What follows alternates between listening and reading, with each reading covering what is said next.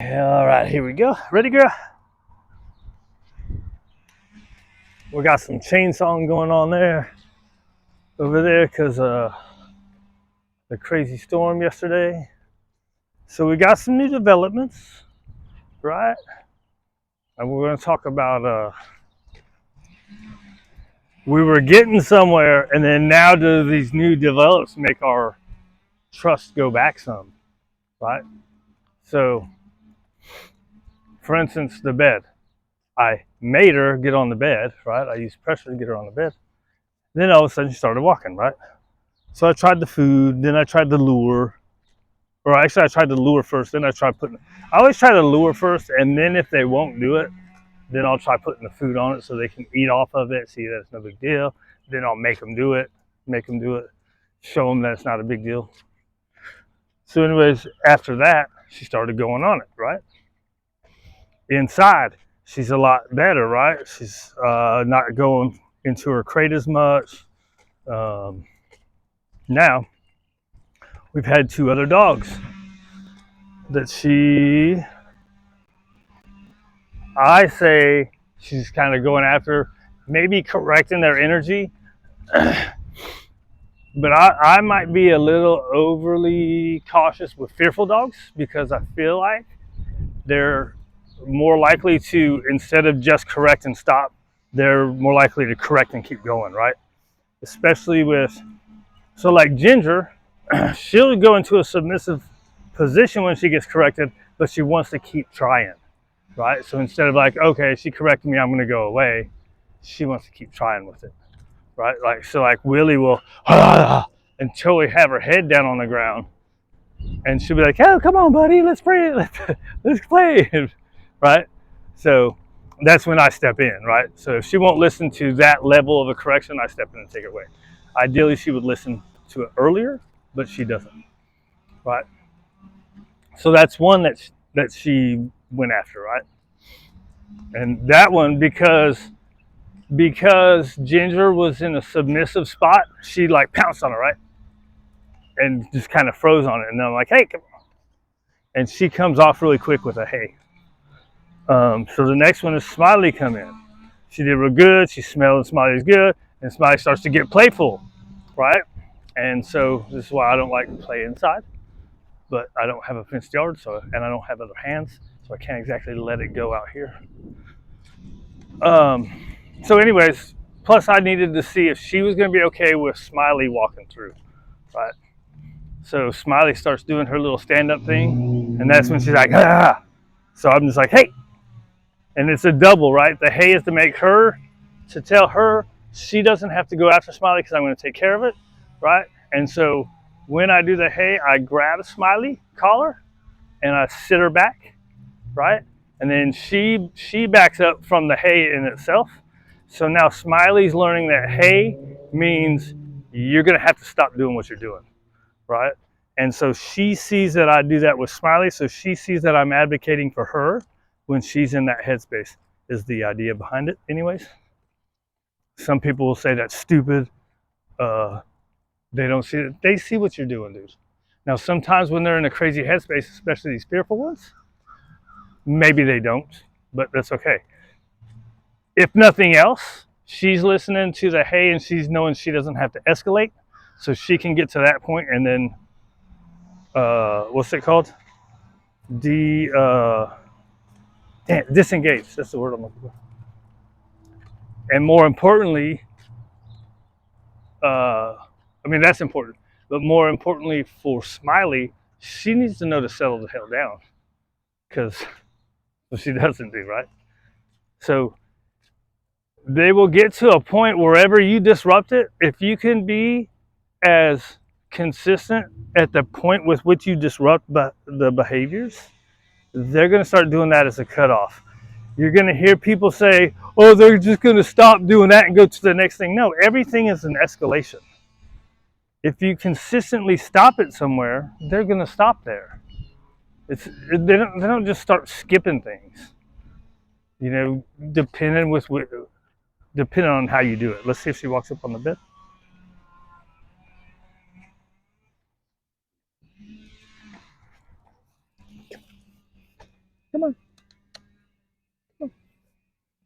and get out of the way.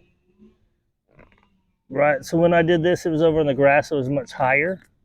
This is where I typically like to do it. So let's see. So she's not taking the encouragement. Let's see if we get the lure. Good girl. Let's see if she takes the hot. She's not taking the hot dog anyways. You want me to eat it? She said, I want you to get out of my face. Oh, good girl. All right. So, a lot going on. The chainsawing. Something just happened over here. So she followed the lure, right? So here's the other thing. So when those hays happen, she's wanting to do whatever she wants. So when I have to then correct her, right, through the verbal, she doesn't need anything. So when I have to do that, does that make us go back a step? It doesn't seem to be. It could. I wouldn't be surprised. But what's the more important part? Them not escalating, right? Makes sense. Let's see if I come off over here. Let's see if I put this pulley up here. Let's see if this helps. I think if it does, it'll help going the other way because it's less of a climb. I mean, she does the stairs, so is it that big of a deal? Now it's awkward, right? Oh, good girl. Okay.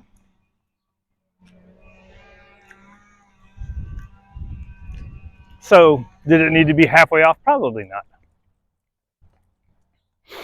I think sometimes I do that, right? I go a little too soft. There's like things I'm going to absolutely stop, and I think a lot of things I go pretty soft. So we can just get her walking over this like crazy. Maybe we can get her doing stuff. She's not taking food, so we won't do the lure, right?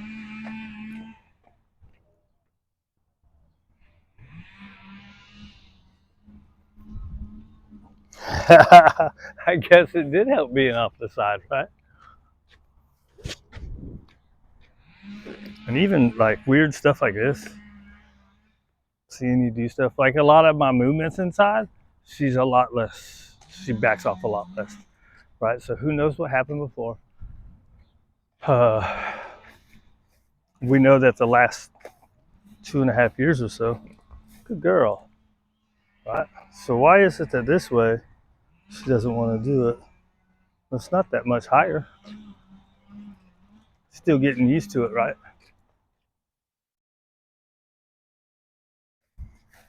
Hello, how are you? Good, good. So let's see if we can get a stop on it. Good girl. You ready to take hot dogs? Oh, she took it. Good girl. Right?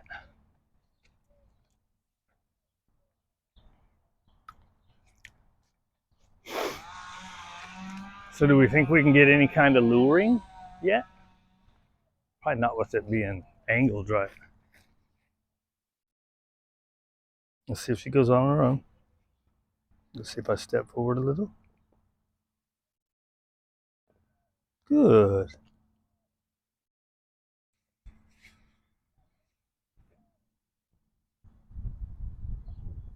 So see, she's still real weird. Even that light bit, right? See, get your damn hand out of my face. Even that just light hand up, even with, I haven't done a shit ton of them, but I've done a couple, right? Where I just go just a little bit and let her have it. She's not digging it. That's always going over the head, right?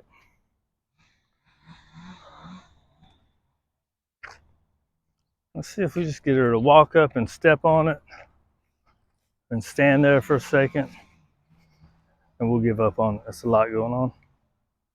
I got a lot to do. Good girl, right? So you can go like this. See how she closed her mouth? It's a little bit underneath, right?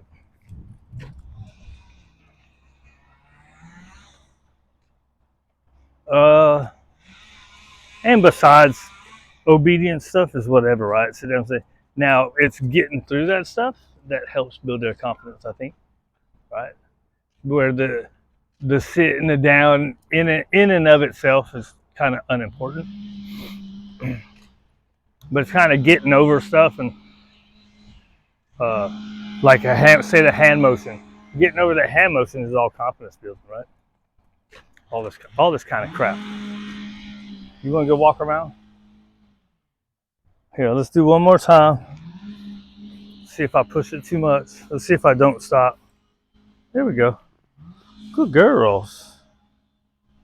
See, what did she take? She didn't take a couple, then she did take a couple, and then now she's like, "Yeah, dude, get your hand out of my face." That's how it builds up, right? All right, let's go walk around.